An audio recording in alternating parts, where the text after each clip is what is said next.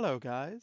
Welcome back to Making a Cat Cry, where Katia might actually have done something productive that we were all telling her not to do.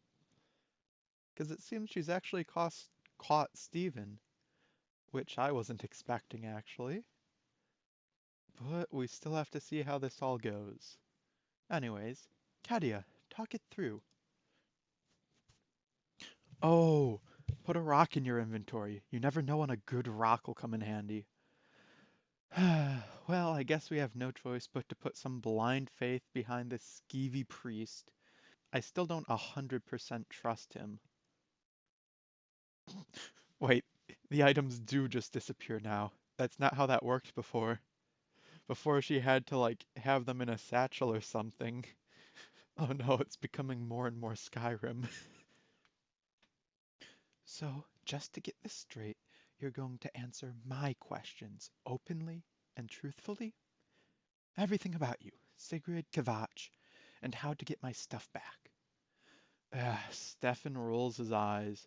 As I said, if you've somehow already found a way around Sigrid's magic, then there's no reason to hide anything from you. Better you be fully informed than half informed. And you're not going to try to kill me or mind control me into jumping off a cliff or something to keep me from telling everyone your evil plans? I'm just a priest, not a murderer, like I keep telling you. If I harbored the slightest desire to kill you, the two of us could have easily avoided all of this laborious and tiring chase. Katia, take your interrogation to a more civilized location, like the park bench. Let's hear his story before we jump to any more conclusions. And if I let you up, you are not going to try and run away, correct? Again, I'm willing to answer your questions if you'll just get off of me. Katia, let Steven up. Or, Katia, let Steven buy you a cup of coffee. Stefan, Steven, it's still Steve. I keep saying Steven instead of Steve. And maybe you could throw in a non-alcoholic drink too, since I have been chasing you all over town. I mean, it's just that I can't really get water from a well or anything, and I think the guy who was giving out the free lemonade is gone now, so it would be kind of nice, to have something to drink. You're milking my kindness a bit. I'm the one making demands here, not you, and I've still got a rock to throw at your face in a technically legal way. Okay, he concedes. I'll get you a drink as well. Katia, stand him up and shake his hand, a sign of trust. That should get you off to a good start, right? All right then. Well, yes. You admit that you might need a little help getting up. You actually haven't been able to feel your legs since you jumped off that last rooftop.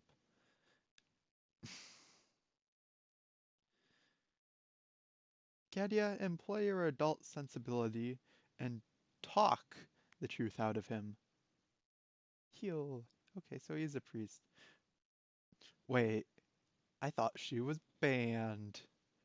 That's definitely not gonna come up in a few minutes that she's banned from here. Oh, and they've got like the little Cracker Barrel peg game. Man, I got that down to 2 once, but I still don't want to look up how to get it down to 1 because that's cheating, and I want to figure it out on my own someday. Stefan drags you to a more comfortable spot for you to properly interrogate him. Katia, cut to the chase. Weren't we banned from the bar, like, forever? I already said that. Uh, Stephen negotiated my re-entry. And by that I mean he dragged me inside, flipped off the bartender, and ordered me some milk. The bartender didn't seem happy about it, but I'll probably be fine as long as I don't do anything stupid this time. Your milk is in a bowl. Change it to a cup. All I managed to do was create some sort of horrible milk taco. Katia, start asking questions. But remember, you have priorities. Number one, the package. Number two, your money. Number three, evil conspiracy. Number four, getting the rest of your stuff back. Alright, you cut to the chase. You tell Stefan that one, you robbed me. You took a very important package that I have to deliver. I need to know if there's a way to get it back from Sigrid's evil clutches, and if so, how. Stefan raises an eyebrow, and he points out that all Sigrid took from you was a handful of coins, a cheap robe, and less than 10 septims worth of old books and supplies. I can't envision anything there being important enough to warrant chasing me across the entire city. You tell him that it's complicated, but more importantly, those things weren't yours to take. It wasn't right, and I need to fix that. Interrogation Katia. Look, you say, if you're not going to actually help me, then at least tell me what sort of stuff Sigrid has going on, so I can help myself. I'm not out for blood or anything, I just want to get my stuff back and get out of here so I can start setting things right. And if it just so happens that to do that, I need to know how to break into the lair of an evil psychopath with mind control powers, then, uh, she's not even. Did I mention the part where she mind controlled me, robbed me, and threw me out on the streets naked? Look, just keep your voice down. I confess Sigrid may have overstepped some implicit boundaries, but technically you were not mind controlled, nor were you robbed. And she's not evil, she's just an opportunist. If you'd let me explain, I can show you how she's not the bad guy here. Didn't he already agree that it was mind control earlier? I like how she kept this idea from the Shigorath insanity bit that we had a while ago. That's been just consistent throughout the whole thing, that anytime someone's drinking, it's just a glass of water with an X mark on it. Yeah, no one's buying it. Even this guy's giving him the stink eye now. He's definitely been listening to most of this conversation.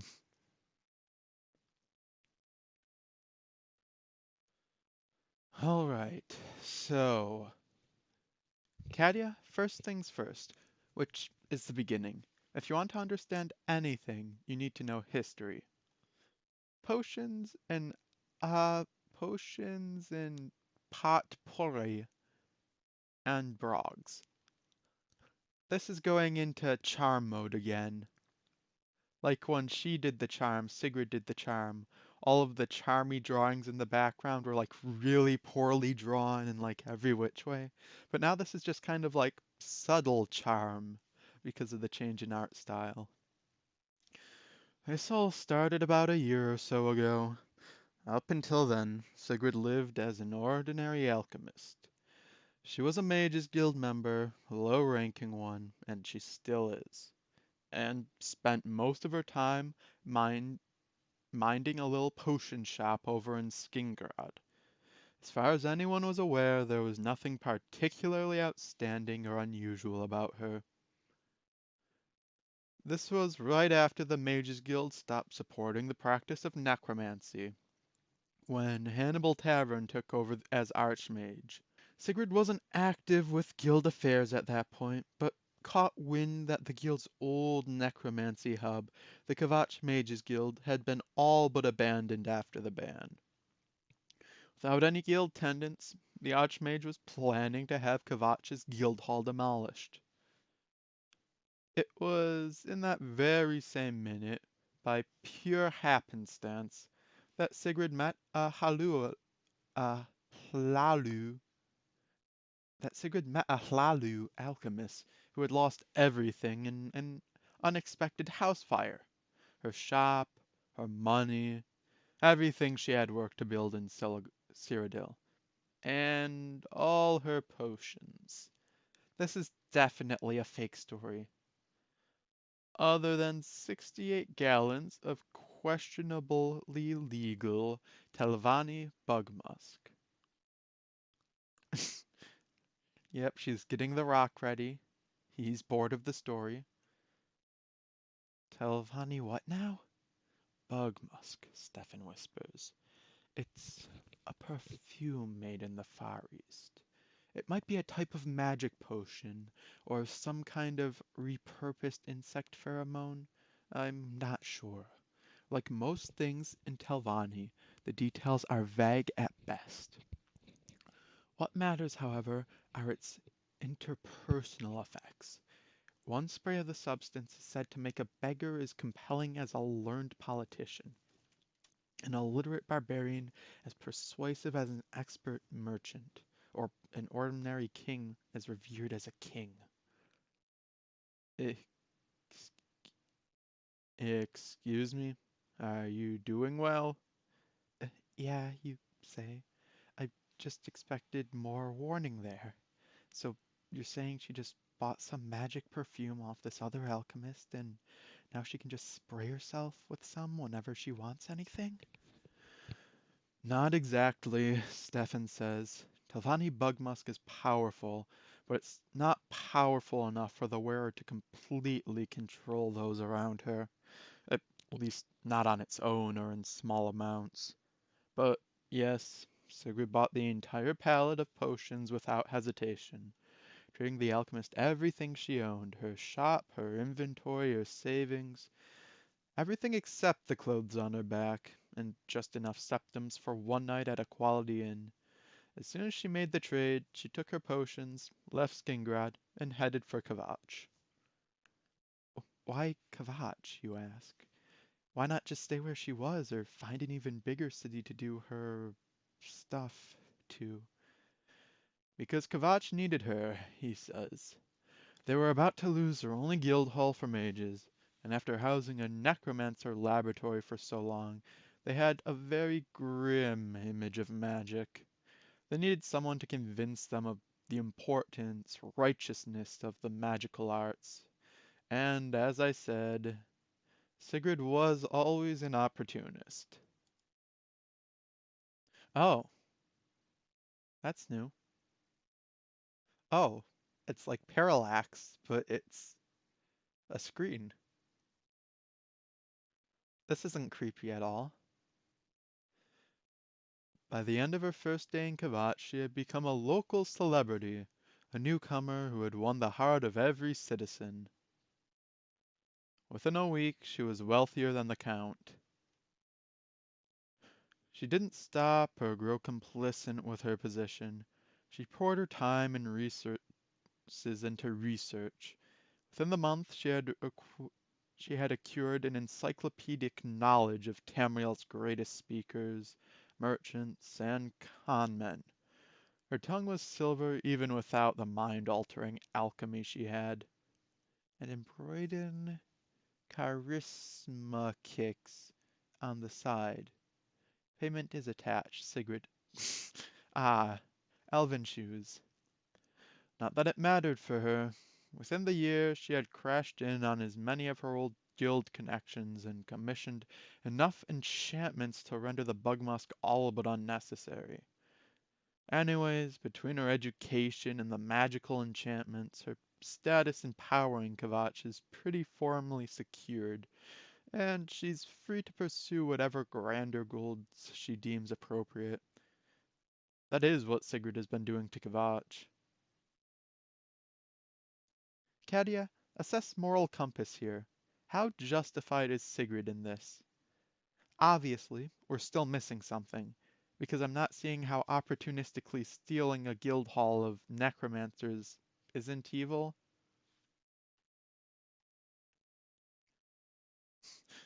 That doesn't justify anything. Explain to him that righteousness usually doesn't involve taking things from random visitors. I wasn't. Yeah, you were. You're acting like just because she's convincing, powerful, and probably unstoppable, that makes her right. And you're probably gonna pull some stuff about how good and evil are subjective, so she's not really bad. Steve says he's a priest. Moral subjectivity isn't. Also, what? So she can nest an amount of stolen gold, beloved by everyone, while I'm out in the rain with scraps of bread and maybe half a friend. Look, Stefan says, he's not trying to say Sigrid's right about everything she does, or that her actions don't come with a cost to the people who probably don't deserve it. I'm just trying to explain why I'm helping her. Why, you ask? Because you and everyone else in this town are mind controlled into doing it? Because she's a heartless, psychopathic megalomaniac who just charms you into submission if you or anyone else tries to stand up? Because she thinks she's doing some huge favor to the magic community by keeping the Kvatch Guild Hall here? No, Stefan says, it's not that. Well, not exactly. It's side glance, side glance. Make sure he's not watching. I think she might be a hero. This was referred to once earlier.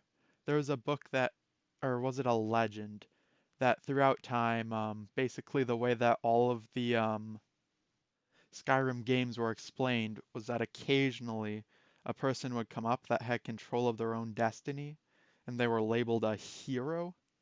Not much was known about them other than the fact that they quickly grew to like unsurmountable power um, in terms of everyone else around them. And obviously that's implied to just be the player characters from the previous games and also implied to be Katia, though she doesn't know that. Katia, be suspicious. Katia, last I checked, hero doesn't excuse fleecing people of what little wealth they have. In fact, the two are often mutually exclusive. Well, I mean, I guess in any of the Skyrim games, you could be the main protagonist without being a good person. I mean, you could be in the Thieves Guild and the Dark Brotherhood and still be like the hero of Tamriel or wherever the Skyrim game you're playing takes place. Well, she doesn't seem to be doing anything heroic. She just seems like a con man. Stefan explains that he didn't mean hero in the common sense, but like the mythical one, like the great warriors and tricksters of old tales, individuals said to be born outside of fate itself, uncontained for even in the unaccounted for even in the plans of all-knowing gods in Daedra, mortals who solely through their unpredictable nature could rival omnipotent beings. The mythical heroes weren't good or evil, but instruments of change. Wildcards who existed to rival the dominance of those who would otherwise take the world for themselves. And the gods, if you believe those old stories, never really seem to care. They're just like, hey, at least half the people you killed probably deserved it. Take these Adric artifacts and just keep on carrying. That makes it alright. So you're questioningly helping Sigrid off the chance that she's destined to become some mythical hero? Like in those stories that probably aren't even real?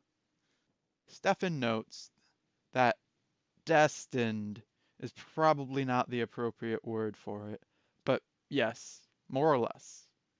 Sigrid, the way luck seems to constantly shine upon her, the ease with which she achieves her every desire, the fearless manner in which she could confront even a Daedric prince, I could not be more certain that she is something different. A hero in most legendary senses, untamed, unstoppable, and needing someone at her side to guide her in the right direction. That's okay. You slightly have changed my outlook on you because of that. I still don't agree with what you're doing, Steve, but I understand partially where you're coming from now. Maybe it wasn't a charm earlier. Maybe he just has high charisma or something, like a speech skill of 80. And then, what's her face? Sigrid over there just has enchantments out the wazoo and is over 100 or something like that. You mean you? Exactly, he says. As soon as I began to suspect her true nature, I tried my best to maintain her trust and friendship, to dissuade her from wrongdoing, to praise her good works, and to lead her down a path the Nine would approve of. As you have no doubt experienced, my success varies. Sometimes her actions are benevolent. She once conned a highwayman out of a giant priceless diamond, only to wordlessly donate it to the orphanage one night. Other times, such as your pathetic encounter with her, I fear she falls into hubris knowing that no impulsive action she commits will carry consequences. I have no wish to jeopardize my relationship with Sigrid by second-guessing her decisions, nor do I wish to in any way inhibit her powers. At the same time, that doesn't mean I agree with all actions she takes. I hold out hope that in time she will come to have marginally less traits worth despising. You can start by resisting the urge to flip the table. Good place to start. Ultimately, we can explain how we understand, but we can't agree. It doesn't seem fair for her to do what she did, no matter what anyone says. We don't want anything more to do with Sigrid. We just want the letter and the book back. Afterwards, we'll leave her well enough alone. How did that plate even work with the milk in it? There was like one picture that showed the milk actually still being in the bowl thing, but how did any of it stay in if the edges got flattened? Okay, I officially think you're crazy and putting a lot of stock in fairy tales, but I can accept that. I just want to get my stuff back. Can you at least help with that? Stefan reiterates that he has no desire to damage his friendship with Sigrid or question her actions. She saw fit to take your belongings for whatever reason, and now they're hers. However, it would perhaps be to Sigrid the world's most ultimate benefit if someone more expandable than herself, who was likewise unaffected by her charisma, took it upon themselves to call her supremacy into question, to give consequences to her careless actions by taking back what was theirs and then some. Regardless of whether the thief succeeds or fails, maybe it would push the need to spur Sigrid into action. The push needed to make her act like a true hero, actively taking the fight to those who deserve it. It would be far too risky for me to try myself, but if I were to say, offhandedly mention a secret entrance to the Mages Guild via the chapel undercroft, and you were to say slip the chapel key from his pocket while he wasn't looking, jing jing, here we go, getting the plan. I'm actually going to leave it here. We're about to get the full plan and see Katia's take on it. She doesn't look too happy about it, and this guy has definitely heard every single word of what just went on. Ultimate twist at the end, he's the hero. Um, but I guess we'll just have to wait and see how that goes. Right now, she seems more concerned than in love with the plan, but it's better than nothing, which is what the point of this whole interrogation was. I don't even know if it's an interrogation at this point, but yeah, I'll leave it here. Thank you guys for watching, and I'll see you in the next episode. Anyways, see ya.